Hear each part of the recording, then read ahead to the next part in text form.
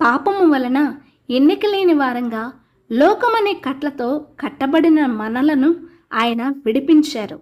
శాపపు కాడిని, పాపపు వస్త్రాలను, చీకటి బ్రతుకుల నుండి మనల్ని పరిశుద్ధపరచడానికి, మనందరినీ రక్షించడానికి రక్షకునిగా తనను తాను తగ్గించుకొని దీన మనసు కలిగి సాత్వికుడై ఆ ప్రజలే ఆయనను ఘోరమైన శిలువ మరణానికి అప్పగిస్తారని తెలిసి కూడా తండ్రి అయిన దేవుని చిత్తానికి ఒప్పుకొని ఎన్నికలేని మనలను ఆయన రక్షించాడు.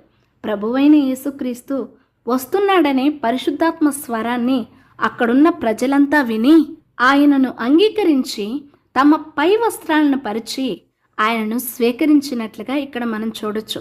యేసుక్రీస్తే వారి రక్షకుడని, ప్రభువని, రాజుని, విమోచకుడని అంగీకరించిన వారంతా పునరుత్థానమందు ఆయన ప్రత్యక్ష